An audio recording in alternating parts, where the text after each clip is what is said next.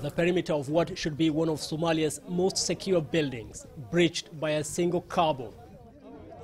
At least 9 gunmen streamed through here, all of them carrying machine guns, all of them wearing suicide bomb vests.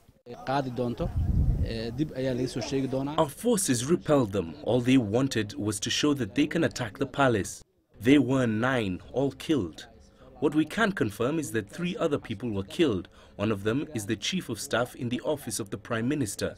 The other one, a general of the army and a security officer. Alshabab immediately claimed responsibility.